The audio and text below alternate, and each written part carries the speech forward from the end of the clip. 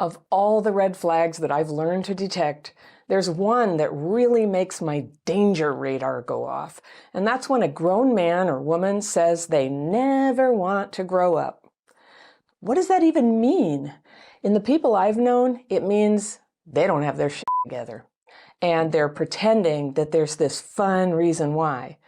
Now here's what I notice. When someone says they don't want to grow up, it usually means that they have a need to avoid what grown-up life requires. Things like taking responsibility and working when you're tired and paying the bills and controlling the impulse to betray other people. Saying that you don't want to grow up, it's a little like, I want to follow my heart. There are nice meanings that it can mean, but it can also be a way to paint over and romanticize and rationalize actions that are really more like escape behaviors. Avoidance dressed up like freedom. What this really is a child's mindset. And I can tell you from experience, it doesn't work. Not in ourselves and not in the people we fall in love with and let into our lives, hoping that a quick whiff of their freedom that, will give us a thrill of liberation in ourselves, but with a safety net, and that they'll be trustworthy and steadfast like we really want. That would be what adults can offer. People who have their shit together. Now, how you know that you've confused freedom with something much more selfish is you don't feel free. Instead, you feel ripped off, you feel abandoned, you feel ashamed or left behind. Now, people talk about having an inner child, which can be a helpful lens or metaphor for healing trauma. But even that methodology includes the important idea of reparenting the inner child. There's an inner adult in there. Now, I should mention, I'm not a therapist, and what I'm going to tell you doesn't take the place of professional help. But I've had to get my shit together in a big way, not just once, but level after level after level. Unlike a lot of people traumatized as children, I had a blind spot that caused me to attach to people who didn't have the emotional maturity to be counted upon, and I had a blind spot that caused me to doubt common sense and kind of be influenced by this rhetoric that growing up and having your shit together was somehow old school or bad or repressed. I had to learn the hard way, and thank goodness I did, that accepting responsibility for life isn't the opposite of freedom. It's how freedom to be our strong and fully expressed and real selves opens up to us. There are 100 ways that early trauma makes it hard to take responsibility for our lives, I know. And there are 100 ways our culture tells us that all the problems that we have are someone else's fault. And it's true that people harmed us, but they aren't going to come along now and get our lives on track for us. It's not going to happen. They're not going to give us a second chance at childhood. They're not going to repair the damage done. It's sad, but that ship has sailed. What we can do is still be happy and fulfilled. We can't be happy and fulfilled, though, when the child in us is in control of the adult in us. Now, I think I understand what people mean when they say they never want to grow up. What they mean is they want to feel carefree and authentic and not turn out bitter and burdened like maybe a negative parent figure in their life. But if you're having a hard time creating happy, stable relationships, and if you're spending a lot of time broke or angry or disappointed with other people, or like you're unfairly rejected and overlooked, I want to help you detect if it might be possible that childhood trauma has actually kept you stuck in some old childhood mindsets and kept you from getting your shit together. And whether that might be blocking you from having functional and equal relationships with the people in your life. Now, like a lot of you, I had to grow up really fast in some respects. I was exposed to a lot of things that kids are not supposed to see. Grown-ups using drugs, hitting, sexual stuff, a kitchen with no food in it half the time. I had to help with childcare, sometimes late at night because no adults were in the house. And long before I was even a teenager, if I wanted any money, I had to earn it myself, even for basic stuff sometimes like clothes and food and taking art classes at the community center. So I started a whole series of little kid businesses to pay for that. And there have been good sides of that that made me stronger. But the funny thing is, what they call growing up fast is not really growing up. It's a toughness, but it's not maturity. And so that's why I sometimes call childhood PTSD a kind of developmental delay. Now, that term usually refers to a long timeline for learning to talk and walk and read. But those of us with childhood PTSD, I've noticed we sometimes have a long timeline to develop emotional maturity. We can be hugely street smart, but still a little vague on how to take responsibility for the direction of our lives. And some of us stay in a never-ending battle with our parents, kind of an extended adolescence where we're trying to get them to see how hurtful they were and make right what they did. Or we try to drag out of them the approval and love that they never gave while we were kids. Healing from that is part of maturation too, whether or not they give it. In many cases, they don't. You can still heal though. It's hard, but it doesn't have to take a lifetime. It starts by just opening your mind to the possibility that the hurt kid in you is compromising the adult you need to be today.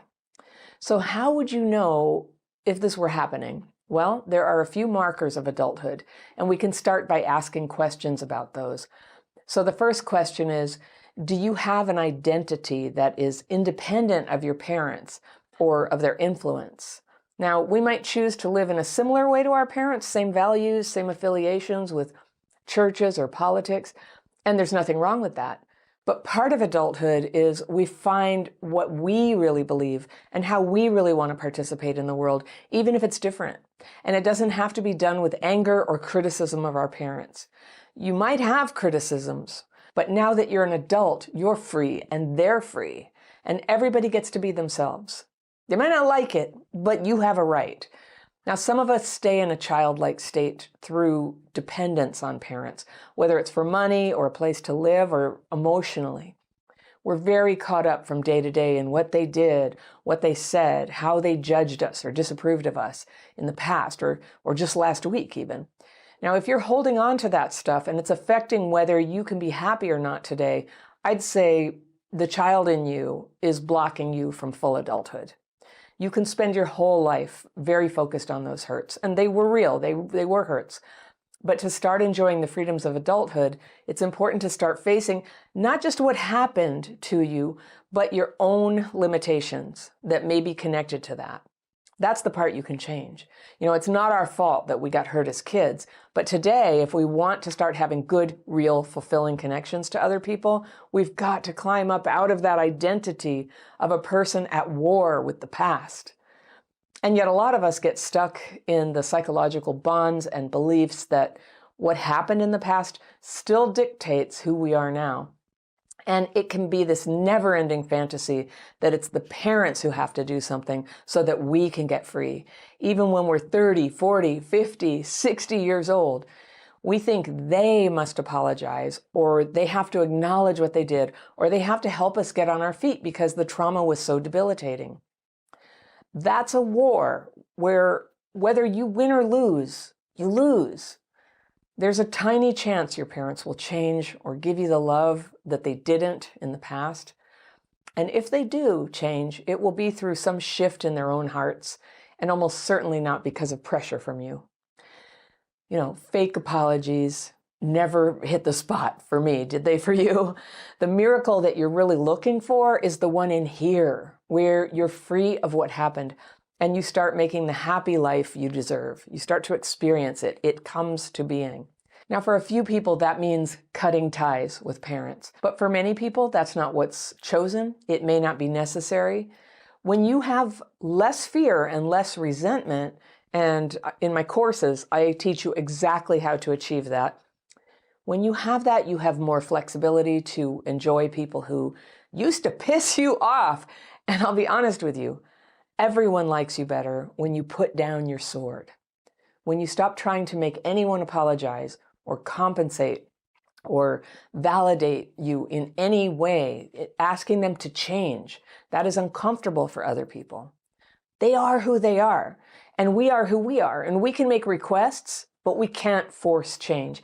And that's a core meaning of what it is to be an adult. We work on ourselves. We set boundaries. We don't have to put up with everybody. We don't have to have relationships with them. but we release people from that intense energy of like, you have to change. So adults have freedom to change or not change and to create their own identity distinct from their parents. And that's a very powerful freedom. It's very essential to getting your shit together. There are the simple freedoms of doing what you like, behaving how you like. You don't have to be polite or cooperative even, as long as you follow the law. It's true. You can wear t-shirts that say the F word on them. You can troll people on the internet. You can eat junk food all day if that's what you want. And if people in our lives don't like it, we have the right to push them away. That's a certain kind of freedom that comes with adulthood that I call casual freedom. But it's not the kind that I'm suggesting you stretch out of your comfort zone to obtain. That's not the actual kind of freedom that we're trying to grow right now.